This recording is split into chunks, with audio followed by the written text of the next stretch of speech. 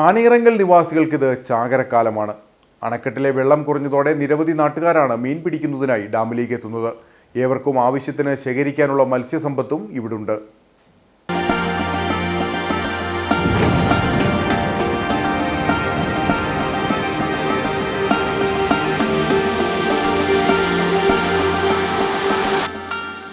പൊന്മുടി ഡാമിലെ വെള്ളം ക്രമപ്പെടുത്തുന്നതിനായി വേനൽക്കാലത്താണ് ആനയിറങ്കൽ ജലാശയം തുറന്നു വിടുക. ജലാശയത്തിലെ വെള്ളം ഏകദേശം പൂർണ്ണമായും പന്നിയാർ പുഴയിലൂടെ ഒഴുക്കും. വെള്ളം താഴുന്നതോടെ നാട്ടുകാർക്ക് ചാകരക്കാലമാണ്. ചൂണ്ടയിട്ടും വല വീശിയും മീൻ പിടിക്കുന്നതിനായി നിരവധി ആളുകളാണ് ദിവസേന ഇവിടെ എത്തുന്നത്. മേഖലയിലെ ഗോത്രജനതയുടെ വേനൽക്കാലത്തെ പ്രധാന വരുമാന മാർഗം കൂടിയാണ് മീൻപിടുത്തം.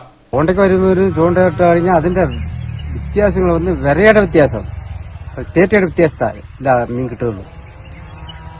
ചിലര് കപ്പ കൊണ്ടുവരും, ചിലര് മൈദ കൊണ്ടുവരും, ചിലര് പുഴു കൊണ്ടുവരും. ഇങ്ങനെയൊക്കെ ചില വിലകളുടെ വ്യത്യാസങ്ങൾ ഇതിൽ കൂടിയ മീൻ കിട്ടാനുള്ള വഴി. ഇനി വെള്ളം ഇറങ്ങി പോകുമ്പോൾ ഇഷ്ടംപോലെ മീൻ കിട്ടും. അതുപോലെ കയറി വരുമ്പോൾ ഇതിനേക്കാളും കൂടുതലായിരിക്കും. കട്ല, രോഹു, ഗോൾഡ് ഫിഷ് തുടങ്ങിയ ശുദ്ധജല മത്സ്യങ്ങൾ യഥേഷ്ടം ആനയിറങ്കലിൽ ഉണ്ട്. ഫിഷറീസ് വകുപ്പ് കൃത്യമായ ഇടവേളകളിൽ അണക്കെട്ടിൽ മത്സ്യക്കുഞ്ഞുങ്ങളെ നിക്ഷേപിക്കാറുമുണ്ട്.